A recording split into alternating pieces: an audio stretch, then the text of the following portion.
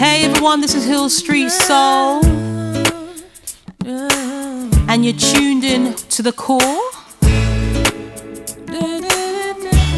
with the Millennial Coach, discussing topics on real life. Check it out.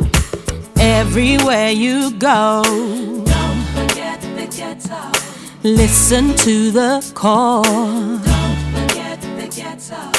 With the Millennial Coach. Don't forget the ghetto. 'Cause it's the best show. Okay, so welcome to the core. I am the Millennial Coach, and I hope you're going to enjoy today's show, which is about starting where you're at. This is going to be an interesting conversation because every single person in our lives, every single person on the planet, everyone is starting something new. It could be a diet, it could be a job, it could be a new business, it could be a new relationship, not with other people, but a new relationship with themselves. It could be learning how to travel solo. When you start where you are, it really changes the way you see yourself. And also, I think it helps you learn how strong you truly are. We don't always know how strong we are until we have to experience something new. So yalla, let's go, Yanko. So wherever you are in your life, when you're starting new, key thing I would definitely recommend is assess the skills that you currently have. Take inventory, ask yourself, am I already in the know of where I am, or do I need to inquire with myself and also people in the industry that I potentially want to get into? Do I need to ask people what are the skills I need in order to thrive? Most people don't tend to take the time to ask themselves these questions. They tend to just rush into, I'm going to do this. How many people do you know who says, I'm going to be an entrepreneur, I'm going to be a coach, or I'm going to blah, blah, blah, blah.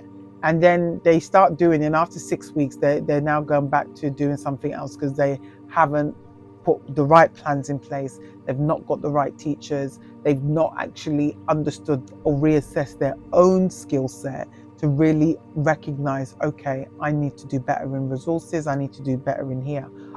For example, I know the gaps I have, not in myself per se, but in my strategy. And therefore, sometimes when you are looking for support, especially when you're growing a business, a lot of the time people want to talk to you about mindset. Now, to definitely take inventory of your resources and also skills that you have or don't have, and what you need to do. The other thing is leverage your network. How did I meet Sammy? I met him through a mastermind group. I leveraged that network and I reached out to him and said, I'm interested in what you're doing. And therefore we had a few conversations. But the thing that I would say, that when I was assessing my skills, I'm just going to step back for 2 seconds. I said to Sammy, do not talk to me about mindset, because if any more people I'm paying tells me that you need to be in the growth mindset, like I'm a coach, this is where those people that are selling courses to smart people, stop it, because you're actually insulting their intelligence. What I'm going to say to you, that all of you that are moving and starting where you are, if you already have the mindset, you wouldn't be looking for the new resources or assessing your skills. If you've already got that mindset, that's what you're doing. So let's skip that bit of ignorance from the trainer and be very clear about what you need when you're talking about the skills or resources that you need when you're leveraging your network. Because as the second entity of leveraging your network is, how do you build a collaboration, like joint ventures? What do I need to do? If you are now starting somewhere new or starting somewhere new in the line of work you're already well versed in, you've got to ask yourself, do I need to collaborate? Do I need referrals? How do you expand on opportunities? So these are questions that you have to ask yourself when you're leveraging your network. And the other thing about your network is, am I in the right networks? Just because you know people doesn't mean that they're right for you. So sometimes, have you ever been in a friend group, right? I don't have friend groups per se. I don't understand them. I have friends. and then we come together sometimes, and sometimes we do one-to-one. So like friend groups, I just think they can have a level of toxicity, because not that people intentionally, not in my groups, we don't intentionally talk about each other, but imagine someone starts talking about something to do with somebody, and it's not that they're hating, but you have somebody that will misinterpret it and then go and say something. That's why groups for me, I like watching the Real Housewives. Do I want to be one? Absolutely not. I just think it can be very, very toxic, and it could be a form of mobbing. And that is when everyone targets one person, and that person is just, being mobbed by everyone. So that's what I'm saying. When you're leveraging your network, you need to think about, what kind of people do I need to associate and affiliate with in order to build my network, right? So the next tip, when you're starting where you are, set clear, actionable goals. We talk about SMART goals, and they're the most basic goals that everyone talks about. So be specific. Make sure that your goal is measurable. Make sure that it's accessible. Make sure that your goal is realistic and that it's timely. So if you are doing a SMART goal, what is that going to feel and look like for you? What you should do when you're looking at goals is making sure that you break them into small, manageable pieces. Now, I've been very overwhelmed in the past, where I want to do everything at once. And then when you know that you don't have the finances to pay someone to do it, you really have to start thinking, okay, one of my other goals is to remove things in my life where it's taking time from me achieving my goal. So that could be a goal in itself. What activities are you doing? And that could be just hanging out with friends that are not actually elevating you. No offense to your friends, but you may be hanging out in groups that you're just sitting there wasting time. Have you ever thought about that? So that could be an actionable goal. Start spending time with people who are going to challenge you and make you think differently about where you're heading to. The other thing, when you are starting where you are, when you're moving into building your own growth areas, is, what's the problem that you actually solve in your niche? For me, one of my strongest problem solving skills is building people's confidence and adding resilience to their life. I've done that with quite a lot of people, where I remember, I will never forget, right? I went into a trade union. I had to do some training there. And one of the HR people, she was so nice. This is the thing, when you're nice to me, I will help you. When you're not nice to me, I will assess whether or not you're worth even talking to. That's just the reality of my life. I'm not going to spend verbal energy and trying to build a relationship with someone that I don't even like. So you got to be discerning and make those decisions mentally and on the spot sometimes. But this woman, she was in this organization, and she must have told me a story, because subtle bullying was happening to her. She was being bullied in a subtle and covert way. And I get so annoyed, because what it is bullies in the workplace are just very weak people who have not achieved things because they've been shut down in one way or another.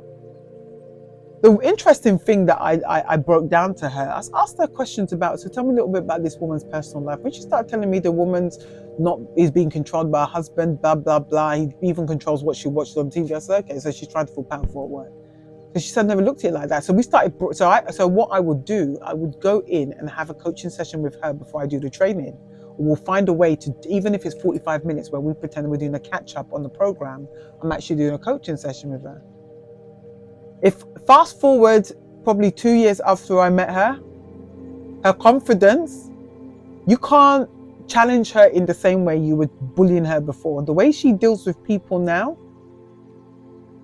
I am so proud of the work I've done. So if you do want to have a session with me, please email me at themillennialcoach@gmail.com. And the reason I'm saying, just a basic conversation and consultation will give me an idea of what it is that you're being challenged by and helping you find your niche. Because I also help people, I'm very good at helping people grow their niche in terms of, what is it that you are so good at that nobody does the way you do. The other thing Other tip I want to encourage you is really embrace the digital platforms that you have. I was one of those people. I'm a little bit of a laggard, right? And a laggard is someone that tries to stay behind, catching up to technology, and they stay behind so they don't have to change their phone or whatever. I was the person that was always at the forefront of technology. And as years went on, I just stopped being that invested because I just thought it's too much to keep up with. And I'm not going to sit here and lie to you. I'm incredibly overwhelmed by the amount of social media that exists out there. Is a lot to take on and in. Those of you that are all over social media doing all your shorts and all that, honestly, it's commendable. I find it very overwhelming. But what I also think is important is celebrate the work that you've done. And this is why small wins are really important. If you were listening to what you need to do in your winning season, you need to celebrate your small wins. When you learn how to use a digital platform, you set up your tools, and there are a plethora of tools. So those of you that want to showcase your expertise, let me just give you a couple of tools. So one is buffer.com. You've got Sprout Social. You've got Hootsuite. You've got HubSpot. You need a CRM system. You've got now there's something called Fanbase that is created by Isaac Hayes' son, and that is the equivalent to Instagram. So there's so many different platforms that you can use, but I would definitely say get a scheduling system to make your life easier, okay? But embrace technology, and that means that at least you have access to things on your phone, doing your shorts is very important, etc. Other tip is start small but dream big. Being with a pilot project or side hustle, what you're doing is building the foundation. But this is why having actionable goals is important, because you can scale up, and don't scale up quickly. Do it year on year. So this year, for example, what I would recommend you do is over the next 6 months, focus on just being consistent on social media and building your brand. And in the background, making sure your color scheme's right, you've got a press pack, you're communicating with the relevant people, you're thinking about joint ventures, you're building that. And then after the 6 months, then start thinking about who can I collaborate with. So when you're scaling up, it's not just that, it's do I need to do a course? What do I need to add to my offering? Be financially disciplined. So some people are working and building their empire, and there's nothing wrong with that, okay? But being financially disciplined is going to allow you to really think about, I need to make sure there's savings in case this doesn't work out exactly in the time frame I want it. So you need an emergency fund. Save towards a year of finance. So it might be where you need £2,000 to £5,000 or dollars a month, right? And then you need to start saving that over a period of time. Because there may be a time where you decide that I want to actually take my business to the next level, but I also want to leave my full-time job. So you have money to work with, and live on. Also, those of you that have diversified your investments, what's the compound interest you've acquired over time? So think about, when you're starting where you are, one of the key things is looking at your current investments.